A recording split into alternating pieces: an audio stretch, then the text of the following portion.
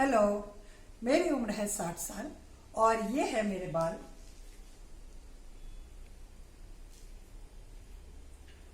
और अगर मैं इन बालों का जूड़ा बनाऊं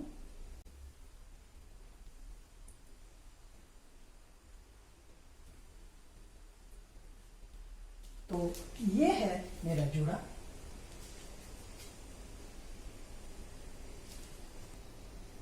और ये है हमारी चोटी।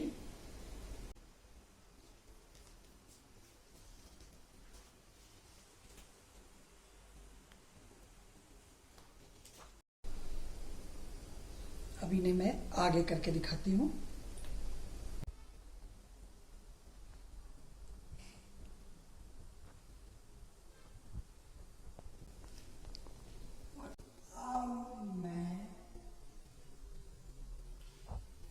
इन बालों के लिए शुरू से ही हमें मेहनत करनी पड़ती है, थोड़ा सा टाइम निकालना पड़ता है, फिर हमारे बाल स्वस्थ होते हैं और इसी तरह से इतने ज़्यादा उम्र में भी अच्छे बने रहते हैं।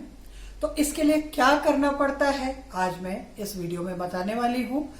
अब मुझे समय उतना नहीं मिल पाता, या ये कहिए कि अब उतनी शक्ति नहीं है कि बहुत ज़्यादा कुछ कर सकूं। फिर भी अभी तक ये बने हुए हैं, क्योंकि शुरुआत में मैंने इसकी बहुत ज़्यादा देखभाल की है। तो चलिए सीधे चलते हैं उपायों की ओर। आपने बाल तो देख लिए हमारे, तो अब आप सोच रहे होंगे कि इस तरह के बाल इस उम्र में कैसे हैं। बस देखभाल की थोड़ी ज़रूरत होती है। अब वो देखभाल क्या है वो मैं आपको बताने वाली हूँ। दो पार्ट्स में, दो वीडियो बनेंगे, क्योंकि वीडियो लंबा हो जाएगा इसलिए दो पार्ट्स में डिवाइड करूंगी। आज का जो वीडियो है वो इस बात के लिए डेडिकेटेड है कि बालों की देखभाल कैसे की जाए ताकि बाल झड़े नहीं और वो मजबूत बने रहें, सुंदर बने रहें। फिर मैं दूसरा वीडियो डालूंगी जिसमें मैं आपको बताऊंगी कि होममेड शैम्पू कैसे बनाना है। ये केमिकल वाले जो बाजार में शैम्पू मिलते हैं उसको इस्तेमाल करना बंद कर दीजिए, घर में शैम्पू बनाइए और उनसे बालों को धोइए। सबसे पहले तो आज का वीडियो शुरू करना है, तो चलिए आज के टिप्स एंड ट्रिक्स आपको बतलाते हैं। अगले वीडियो को जरूर देखिएगा, उसमें शैम्पू बनाना बताऊंगी मैं। तो सबसे पहले मैं आपको बतलाती हूँ कि आपके बालों की देखभाल के लिए बिना कुछ किए क्या करना है। मतलब बिना कुछ लगाए, बिना कोई प्रोसेस किए क्या करना है। और वो ये है कि बालों को बहुत ज़्यादा आप खुला ना रखें। अगर बालों को आप खुला रखते हैं तो उसमें धूल लगती है, उसके अलावा वो उलझते हैं और जितने उलझेंगे उतनी बार आप कंघी करेंगे उतनी बार आपके बाल टूटेंगे। तो कोशिश ये रहनी चाहिए कि खुला उसे कम से कम रखें, जब ज़रूरत हो तो रखें। मेरे बाल तो वैसे भी इतने घने थे कि मैं तो खुला रखती थी तो मैं काली माता लगती थी, क्योंकि बाल इतने ज़्यादा फैल जाते थे। और आज भी आपने देखा कि बाल मेरे कितने फैले हुए हैं। तो खुला ना रखें, चोटी बना के रखें, जूड़ा बना के रखें। अब चलिए दूसरी चीज़ आपको बतलाती हूँ। दूसरा टिप यह है कि आपको अपने बालों की कंडीशनिंग करनी है। अब कंडीशनिंग कैसे करनी है? अगर आप नॉन वेजिटेरियन हैं या एगिटेरियन हैं, अंडा खाते हैं, तो बालों की कंडीशनिंग अंडे से ज़्यादा अच्छी किसी चीज़ से नहीं होती है। अगर आप नॉन वेजिटेरियन नहीं हैं या अंडा नहीं खाते हैं तो आप बेसन और दही से कंडीशनिंग कर सकते हैं।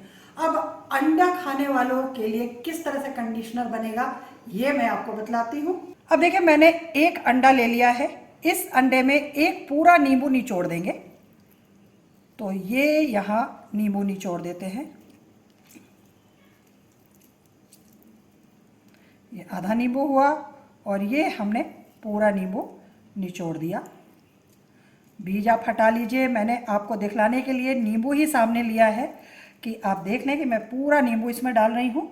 और अब इसे हम फेंट लेंगे।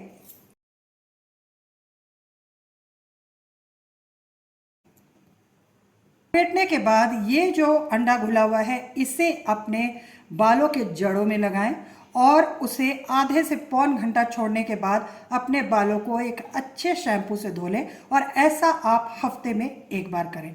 अगर आप बेसन भी लगाते हैं तो आप 2 बड़े चम्मच बेसन लें, उसमें आधा कप दही मिला लें। अगर आपका दही ज़्यादा गाढ़ा है तो थोड़ा और दही मिला लें, ताकि वो भी एक घोल के जैसा बन जाए। और उस बेसन और दही के मिक्सचर को आप अपने बालों के जड़ों में लगाएं। उसी तरह से 45 मिनट छोड़ें और उसके बाद बाल को धो लें। जब आप अंडा और नींबू लगाते हैं तो अंडे से प्रोटीन मिल जाता है, नींबू से विटामिन मिल जाता है, और चूंकि हमने इसमें नींबू डाल दिया है तो अंडे की जो महक होती है गंदी सी वो नहीं आती है। उसके बाद तो आप शैम्पू से धो ही लेंगे। अगर आप बेसन और दही से काम कर रहे हैं तो बेसन और दही अगर आपको रूसी की समस्या है तो उसको भी दूर करता है, लेकिन इस ट्रीटमेंट को आप हफ्ते में एक बार ज़रूर करें तो आपके बालों को पोषण भी मिलेगा और वो कंडीशन भी होंगे। अब चलिए तीसरी जानकारी देती हूँ मैं आपको। तीसरी टिप यह है कि आप कभी भी अपने गीले बालों में कंघी ना करें और कोशिश करें कि आपको ड्रायर ना लगाना पड़े। तौलिए से जितना ज़्यादा सुखा सकते हैं तौलिए से सुखाइए या पंखे में सुखाइए। ड्रायर से भी आपके बाल कमज़ोर होते हैं।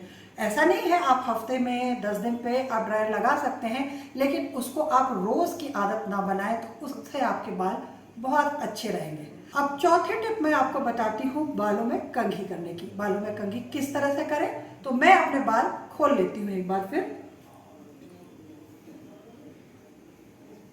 जब भी आपको बालों में कंघी करनी हो तो आप नीचे से शुरुआत करें और ऊपर जाएं। जैसे मुझे यहाँ से शुरुआत करनी है और जो हमारी कंघी है उसका जो मोटा वाला हिस्सा है, जिधर आपको मोटे दांत दिखें उस वाले दांत की तरफ से आप शुरुआत करें, क्योंकि जब आपके बाल सुलझ जाएंगे तब आप इधर वाला दांत जो बारीक दांत है उसको इस्तेमाल कर सकते हैं। अभी इस तरफ से शुरुआत करें और नीचे से ऊपर जाएं।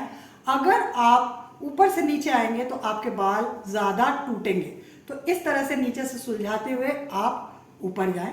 और जब आपके बाल पूरी तरह से सुलझ जाते हैं, जैसे कि अभी मान लो मेरे बाल पूरी तरह से सुलझ गए हैं, अब देखिए ये मेरे बाल सुलझ गए। तो अब आपके बाल अगर सुलझ जाते हैं तो आपको क्या करना है कि 50 बार कम से कम आपको बालों को कंघी करनी है, मतलब 50 स्ट्रोक देना है जड़ से होते हुए नीचे तक। आप उससे क्या होगा कि आपके जड़ों से जो बालों का तेल निकल रहा है, जो अंदर से तेल आ रहा है, ओरिजिनल आपकी नेचुरल ऑयल आ रही है, उससे आपके पूरे बालों में तेल जाएगा। आप विश्वास नहीं करेंगे, मैंने कम से कम तो 30 सालों से लगातार तेल नहीं लगाया। कभी कभार लगा लेती हूँ, लेकिन मेरे बाल जो है वो कभी उस तरह से उलझते नहीं हैं, क्योंकि मैं इन सारी चीज़ों को देखती हूँ और उसको फॉलो करती हूँ। कई बार हमें समस्या होती है कि हमारे बाल बहुत गिर रहे हैं, तो बाल अगर गिर रहे हैं तो उसके लिए घरेलू उपाय क्या करें। तो उसके लिए 4 दिन की थेरेपी होती है, सिर्फ 4 दिन, मात्र 4 दिन। अगर यह थेरेपी आप हर 15-15 दिन पे करेंगे तो आपके बाल उम्मीद है कि बिल्कुल नहीं गिरेंगे। मेरे तो नहीं गिरते थे, मेरे बिल्कुल सही रहते थे। अब वो जो थेरेपी है उसको बोलते हैं hot water towel therapy. Hot water towel मतलब कि इसमें 4 दिन क्यों मैं बोल रही हूँ ये मैं आपको बतलाती हूँ। 4 दिन में से पहले दिन आप लेंगे एक कटोरी और आप प्याज को कद्दूकस कर लेंगे। यहाँ पे मैंने एक प्याज को कद्दूकस किया है। अब ये जो कद्दूकस किया हुआ प्याज है इसे आप इस तरह से एक कपड़े में लेंगे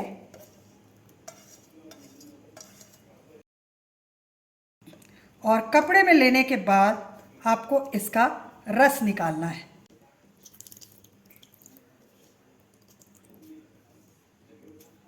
अब ये निकल गया प्याज का रस। प्याज का रस निकालने के बाद आपको इस प्याज के रस को अपने बालों के जड़ों में लगाना है। जड़ में लगाने के लिए आप रुई का इस्तेमाल कर सकते हैं।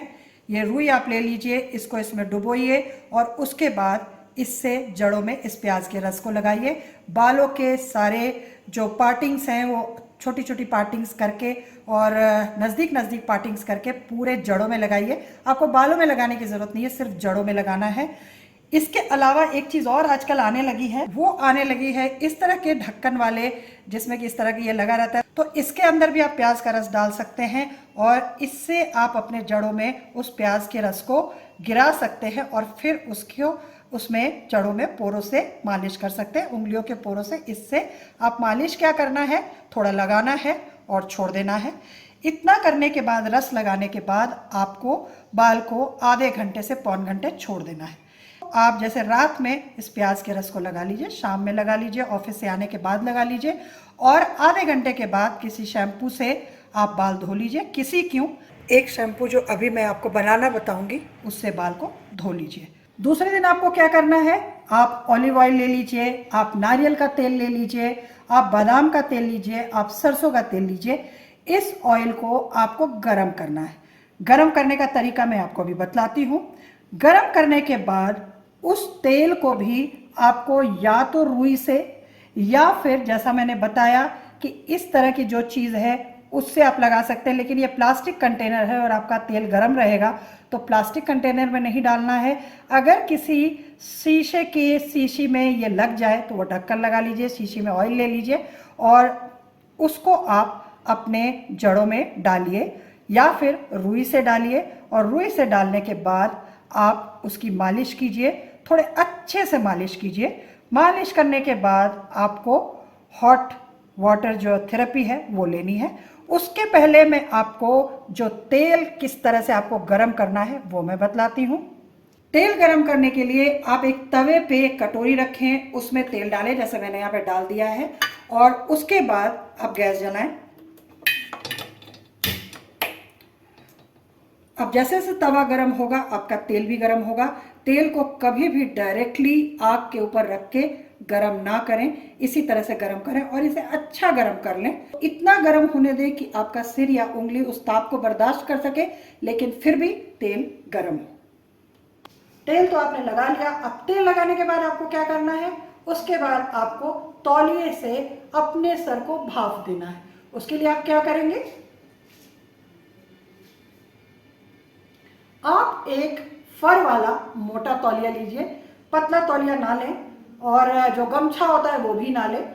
मोटा तौलिया और फर वाला तौलिया इसलिए आपको लेना है ताकि ये ज़्यादा देर तक गर्मी को अपने पास रखेगा और जो इसमें से भाप जाएगी वो ज़्यादा देर तक आपके सिर में लगती रहेगी।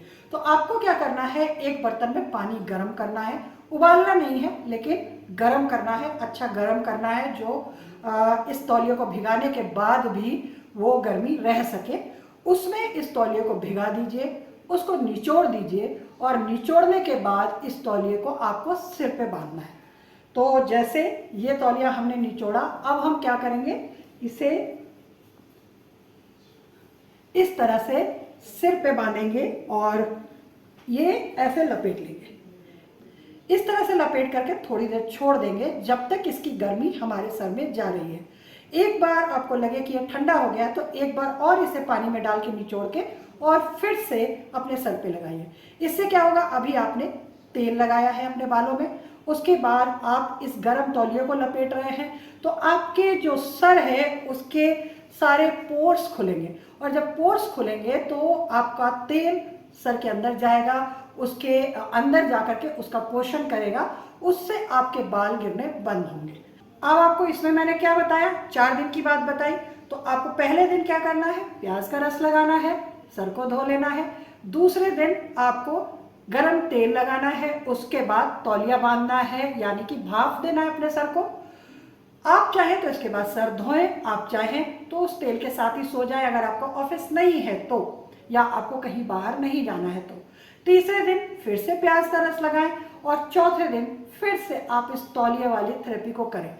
4 दिनों में आपके बालों का झड़ना बिल्कुल बंद हो जाएगा। अगर आप प्याज नहीं खाते हैं या आप प्याज नहीं लगाना चाहते हैं, आपको कहीं भी लगता है कि प्याज लगाएंगे तो सिर से बदबू आएगी, तो उस सिचुएशन में एक और ऑप्शन है।